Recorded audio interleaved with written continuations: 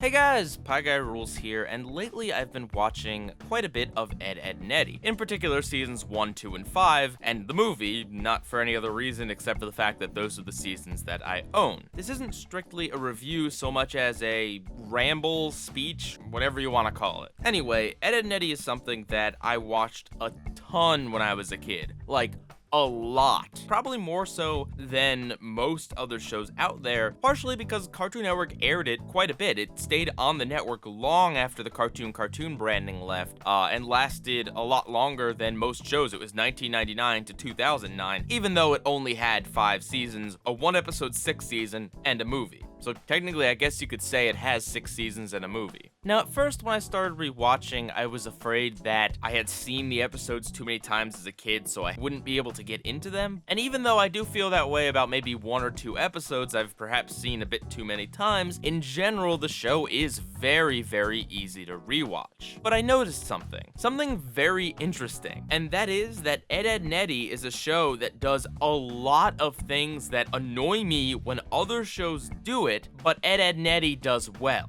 When I sit down and describe the show, it sounds like something I would hate. It features a jerk character, and in fact, a lot of jerky characters, an incredibly stupid character, characters getting punished that sometimes don't deserve it at all, constant yelling and screaming and noise, and an interesting animation quirk that seems like it would get annoying really fast. These are all problems that I've had with SpongeBob or other shows I've talked about. It really goes to show, though, that it is all in the execution. Like, I usually really don't like stupid characters, like characters that are just beyond stupid and exist to just say random things that are supposed to be funny. But Ed is so lovable and genuinely funny in what he says, and the show is crafted in such a way that there is constantly a bunch of things going on. Ed's stupidity is never the only source of humor in an episode, and his one-liners can be very funny and weird and catch you off guard, and because of the nature of the show, it's easy to even miss or overlook some of them. Plus, the character has such a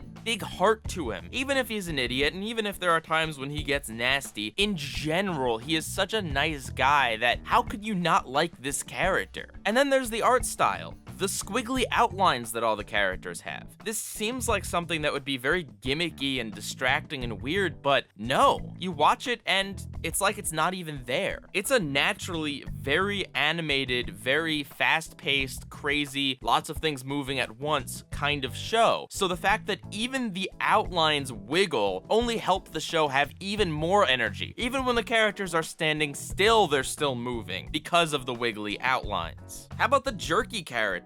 There's a lot of characters from shows these days that really get on my nerves. But Ed, Edd and Eddy is a show about jerks. It knows it's writing about a jerk. That's kind of the premise of the show. And because of that, the writers were able to make it entertaining and fun and make sure that, most of the time anyway, the jerks got their comeuppance. And because the show is a show about jerks, it becomes a lot more acceptable for how Eddy treats the other characters, because Kevin is also a jerk, and the Cankers are also jerks, and Jimmy has a dark side, and Johnny has a dark side, and even Double D and Ed can be pushed too far, and Sarah's a horrible brat. Everyone on the show has been a jerk at one point or another, and there are some characters that are very jerky. And because no one is innocent, except for maybe 1 or 2 characters most of the time, it's okay to have the characters get treated like dirt or kicked around. It also helps that the show is very cartoony, in how cartoonish violence happens to all of them, and they can all stretch their arms and do all sorts of outrageous cartoon physics things. The further shows are from reality, the more we can accept when kind of nastier things happen to the characters, because you know there's always going to be a snapback and everything's gonna be back to normal and fine by the next episode. And how about how loud Eddy and some of the other characters are? If there's one thing on SpongeBob that really bugs me, it's when characters are constantly screaming or crying or just doing something really annoying on the audio track. And Ed, Edd and Eddy certainly has a lot of screaming and crying,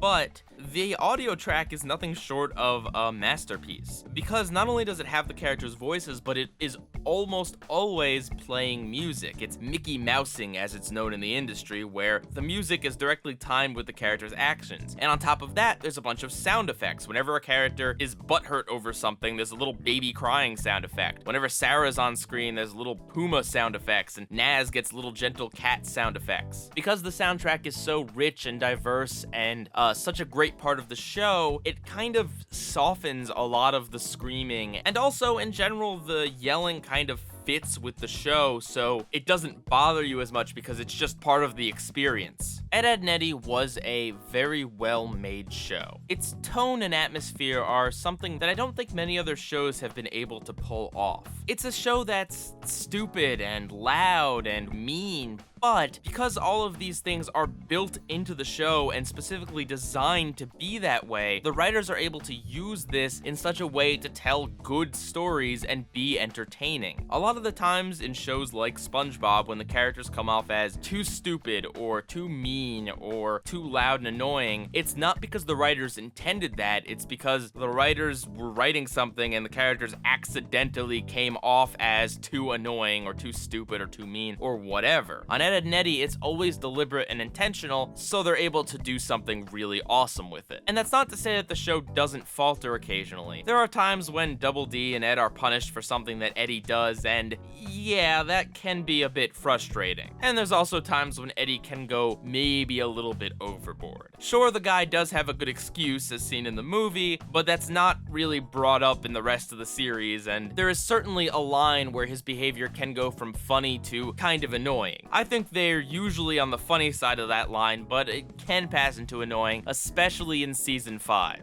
If you've never seen Ed, Edd n Eddy, I suggest you do so. It's a cartoon unlike cartoons that are made today. If I were to describe it, it's some kind of weird mix between like Doug and Ren and Stimpy, in that it portrays the awkwardness of not being in the in-social crowd and growing up, and other such tween and teen issues, but it does so in a crazy cartoon, over-the-top, insane, and sometimes mean way, like Ren and Stimpy. It's a really good show, and if nothing else, the movie is definitely worth checking out. PIEGUYRULZ, out.